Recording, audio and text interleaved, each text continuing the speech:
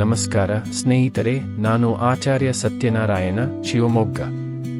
2026ರಲ್ಲಿ ಯಾವ ರಾಶಿಯವರಿಗೆ ಷೇರು ಮಾರುಕಟ್ಟೆಯಲ್ಲಿ ಲಾಭ ದೊರೆಯುತ್ತದೆ ಎಂಬುದನ್ನು ನೋಡುವುದಕ್ಕೆ ಮೊದಲು ನಿಮ್ಮ ಬೆಂಬಲ ಬಹಳ ಮುಖ್ಯ. ಆದ್ದರಿಂದ ದಯವಿಟ್ಟು ಸಬ್ಸ್ಕ್ರೈಬ್ ಮಾಡಿ, ಫಾಲೋ ಮಾಡಿ ಮತ್ತು ಕಾಮೆಂಟ್ನಲ್ಲಿ ನಿಮ್ಮ ಅಭಿಪ್ರಾಯ ತಿಳಿಸಿ.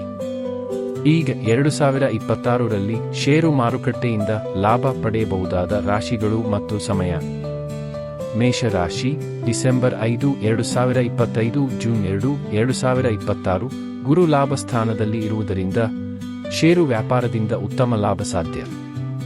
ವೃಷಭ ರಾಶಿ, ಡಿಸೆಂಬರ್ 5, 2025 ಜೂನ್ 2, 2026.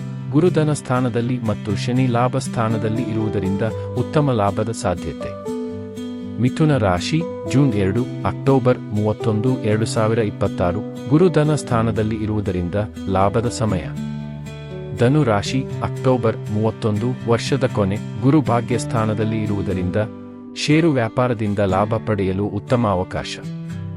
ಕನ್ಯಾ ರಾಶಿ, ಜೂನ್ 2, ಅಕ್ಟೋಬರ್ 31, 2026. ಗುರು ಲಾಭ ಸ್ಥಾನದಲ್ಲಿ ಇರುವುದರಿಂದ ಲಾಭ ಕಾಣುವ ಸಾಧ್ಯತೆ. ಕುಂಭ ರಾಶಿ, ಡಿಸೆಂಬರ್ 5, 2025 ಜೂನ್ 2, 2026. ಗುರು ಆರ್ಥಿಕ ಸ್ಥಿರ ಸ್ಥಾನದಲ್ಲಿ 5ನೇ ಮನೆಯಲ್ಲಿ ಇರುವುದರಿಂದ ಷೇರು ವ್ಯಾಪಾರದಲ್ಲಿ ಲಾಭ ಸಾಧ್ಯ. ಕರ್ಕಾಟಕ ರಾಶಿ, ಡಿಸೆಂಬರ್ 5, 2025 ಜೂನ್ 2, 2026. ಎಚ್ಚರಿಕೆಯಿಂದ ಮತ್ತು ಬುದ್ಧಿವಂತಿಕೆಯಿಂದ ವ್ಯವಹಾರ ಮಾಡಿದರೆ ಸ್ವಲ್ಪ ಲಾಭ ಕಾಣಬಹುದು. ಗುರು 5ನೇ ಸ್ಥಾನದಲ್ಲಿ ಇತರ ಗ್ರಹಗಳ ತೊಂದರೆ ಇದೆ. ತುಲಾ ರಾಶಿ, ಜಾಗರೂಕತೆಯಿಂದ ವ್ಯವಹಾರ ಮಾಡಬೇಕು. ಗುರು 9ನೇ ಸ್ಥಾನದಲ್ಲಿ ಇರುವುದರಿಂದ ಲಾಭ ಸಿಗಬಹುದು, ಆದರೆ ಇತರ ಗ್ರಹಗಳು ಸಮಸ್ಯೆ ಕೊಡಬಹುದು.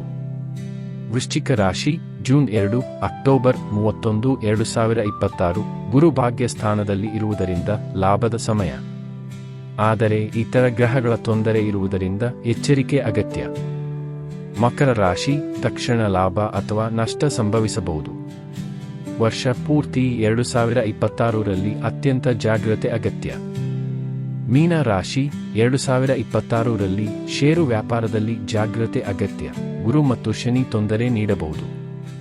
ಉತ್ತಮ ಸಮಯ ಜೂನ್ 2, ಅಕ್ಟೋಬರ್ 31. ಧನ್ಯವಾದಗಳು. ಹೆಚ್ಚಿನ ಮಾಹಿತಿಗಾಗಿ ಸಂಪರ್ಕಿಸಿ ಆಚಾರ್ಯ ಸತ್ಯನಾರಾಯಣ, ಶಿವಮೊಗ್ಗ.